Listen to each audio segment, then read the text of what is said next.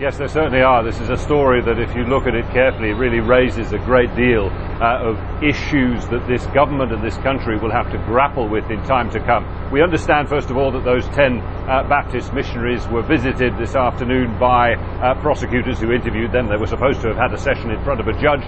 Not clear whether that has happened yet, nor whether any decision has been taken to deport them to the United States, as has been suggested by, amongst others, the Prime Minister John Max Bellerive, who referred to them as kidnappers.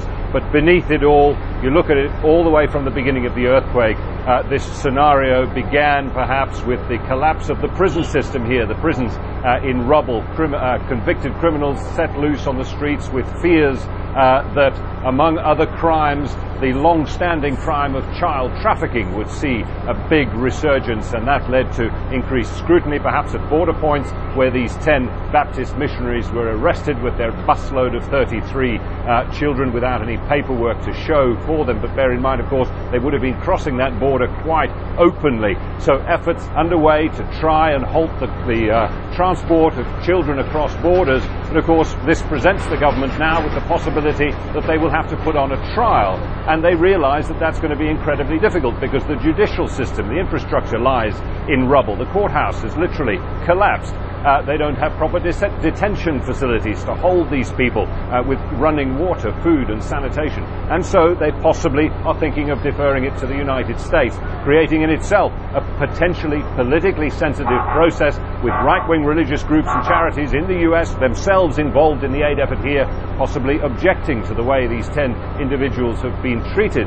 And all the while, of course, the situation in the camps persists. Hundreds of thousands living in dreadful conditions, and among them countless children who will continue to be vulnerable despite the best efforts of agencies, local and international, to protect them here.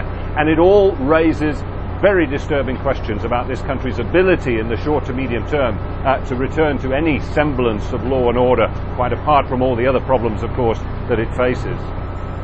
Talking of those dreadful conditions in the camps, as you put it, at the very least, though, is aid now finally being distributed to those who are living in them?